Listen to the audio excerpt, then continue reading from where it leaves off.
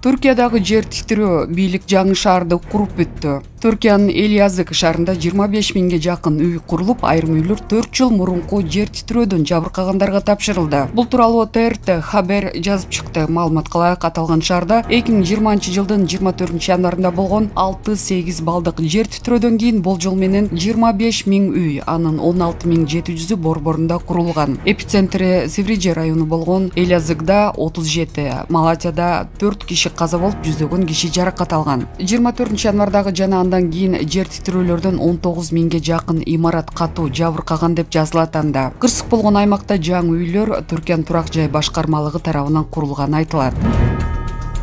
Аргымагын $1 миллион сатпай койгон сайыпкер Кабирхан өз эле $1 миллион утту. Коңшу Казакстандын Кабирхан аттуу аргымагы Дубайда өткөн элиталык мелдеште баш байгени багындырды. Бул тууралуу казак басылмалары жазышты. Мелдеш кечээ 26-январда Дубайдагы Мейдан ипподромунда өткөн. Мелдештин башкы байгеси $1 миллион болгон. Ага жалпы 13 аргымак катышып, жыйынтыгында Кабирхан аргымагы баш байгени утуп алган. Кабирхан учурда 4 жашта, породасы таза англис. Аргымак Америка Кошмо Штатында туулуп, 2021-жылы күзүндө $12 миң сатылып алынган. Ал 2 жашында Алматы ипподромунда дебют жасаган. Буга чейин аргымактын ээси арабтар Кабирхан үчүн $1 миллион сунуштаганын, бирок бул сунуштан баш тартканын айткан. Бишкекте кудалардын урушу ок атыш менен аяктаган, издөөдө жүргөн 2 куда кармалды. Бишкекте 2022-жылы болгон ок атышуу окуясына байланыштуу издөөдө жүргөн 2 шектүү кармалды. Бул тууралуу Бишкек шаардык милициясынан билдиришти. Белгилүү болгондой, 2022-жылы 7 августта Бишкектин Каарман көчөсүндө Руслан аты өзгөртүлдү. Чынык аты жөнү Ары аттуу жаран октон жараат алып ооруканага түшкөн. Бул окуя боюнча Кылмыш жаза кодексинин 37-122 беренесине адам өлтүрүүгө аракет кылуу ылайык кылмыш иши козголгон. Окуянын чоо жайы кийинчерээк ок жеп ооруканага түшкөн Руслан мыйзамсыз курал алып жүргөнү аныкталып, ага Кылмыш кодексинин 267 беренесинин 2 бөлүгү ок атуучу куралды мыйзамсыз алып жүрүү боюнча кылмыш иши козголгон. Сотто Руслан күнөөлүү деп табылып, 2023-жылдын 13 февралында 1 май райондук соту ага 150 миң сом айып пул салган. Ошол эле учурда соттук териштирүү учурунда ок атышуу менен коштолгон чырлуу окуянын чоо жайы тууралуу айтылган. Маалым болгондой, окуя күнү Бишкекте кудалашуу өткөрүлгөн. Ага кыз менен жигит тараптан дос туугандары келген. Бирок кыз менен жигиттин кээ бир туугандардын ортосунда буга чейинки өз ара пикир келишпестиктери болгон. Мындан улам той учурунда алар кайма айтышып, чырдаша кеткен. Чыр ырбап кетпеш үчүн туугандардын өтүнчү менен жигиттин 2 жакыны Руслан жана ЧШ унасы менен кафеден кетип калган. Ошол эле учурда кыз тараптан келген 3 адам Геннадий, К, Николай, С, Лев, С алардын артынан жөнөгөн. Натыйжада алар Бишкектин Каарман көчөсүндө жолугушуп, ортодогу чыр ок атышуу менен аяктаган. Руслан сан жагына октон жараат алып ооруканага түшсө, Николай Степанов, Лев Степанов жана Геннадий Каландаров издөөгө алынган. Арадан дээрлик 1,5 жыл өткөндөн кийин издөөдө жүргөн Николай Степанов, Лев Степанов кармалды. Соттун чечими менен алар биринчи тергөө абагына камакка алынды. Милиция Геннадий Каландаровду издөө иштери уланып жатканын билдирди. Маалымат булагы, репортер KG. Мына оштер алыңыздарчы. Карагылачы, башка жакка барбайлы. Мына жалаң ушул жерде оштук жергиликтүү тургундар турасыздар. Мына оштер алайлычы. Ошто кандай бардак болчу? Бөлүнүп алышып туруп, клан-кланга бөлүнүп алышып, жердешке бөлүнүп алышып, так, жанагы саясатчылыкка бөлүнүп алышып, элди бүт кыйнап бүтүштү. Бул өзгөндүктөрдүкү, бул каракулжалыктардыкы, бул алайлыктардыкы, бул ноокаттыктардыкы болуп. Даже керек болса спортсмен балдарды бөлүп алышып, бул Курсан Асановдун спортсмендери, бул Райым Матраевдин спортсмендери, бул Сүйүндүн спортсмендери, бул дагы башканын спортсмендери ушундай болуп кетишкен. Андай болбойт мамлекетте. Мамлекетте бирдиктүү мамлекеттик башкаруу болот мындан ары. Так.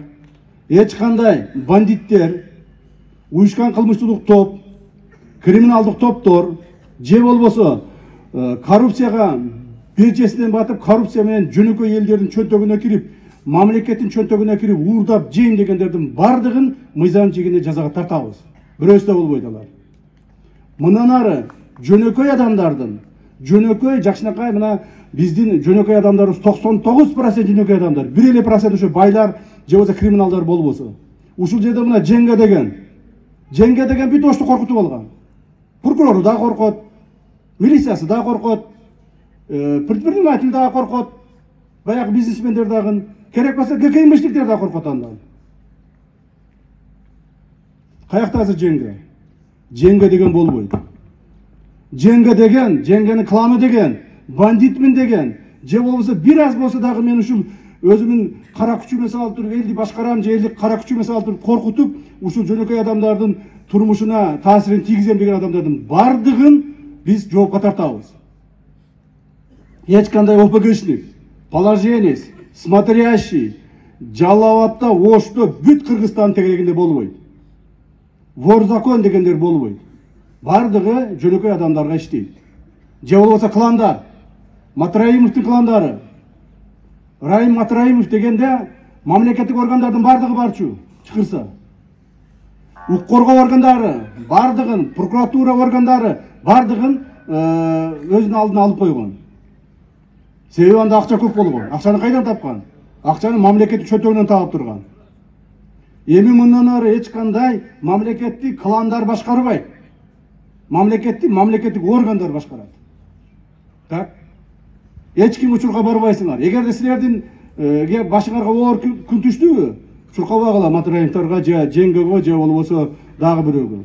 Мамлекеттик органдар жардам берет, мамлекеттик органдар башкарат. Мына мен бир мисалды айтып коеюн. Биздин биргелешкен бюджетибиз 2020 жылы күзүндө, ну скажем 2021 деп коеюн эми. Биз келгенибизде 250 миллиард сомдун тегерегинде эле. Бүгүнкү күндө 2024 жылга кабыл алынган бюджет 3 жылдын ичинде 600 миллиард болду. 600 миллиард болду.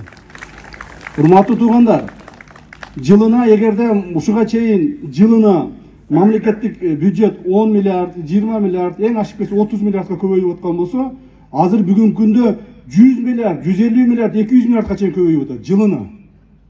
Быйыл мындан да көп болот. Себеби быйыл уже криминалдар жок, кландар жок, коркмой жок, бирөө бизнесин тартып алып коет деген жок. Бардыгы мындай не деп коет, эркин өзүнүн ыкмасына жараша, өзүнүн кылган ишине жараша жакшынакай болуп, байып, өзүнүн турмушун өткүзүп, бизнесин кылып, өзүнүн ишин кылып жүрүшөт. Эч кимге давление кылбайт.